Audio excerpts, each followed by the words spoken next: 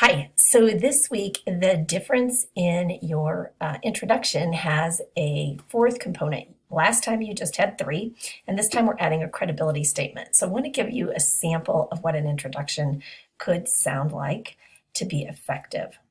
Let's say I'm going to do a speech on the difference between learning face to face and learning virtually, which is what a lot of colleges are going to be doing this fall, unfortunately.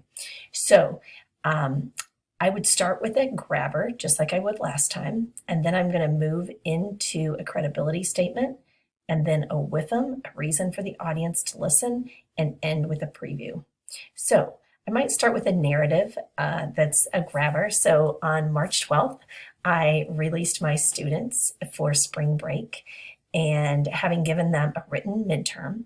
And the thought that there were some rumblings that we might be off for a little while, I had them get out their phones and play with connecting through Blackboard Collaborate, just in case we had to meet that way for our next speech. Sure enough, as events unfolded, that's what happened. That was the last time I saw any students in a classroom situation. Today, I want to talk to you about something that has presented itself late in my career. I've been teaching for over 26 years, and I never thought that I'd be sitting in front of a computer screen doing it.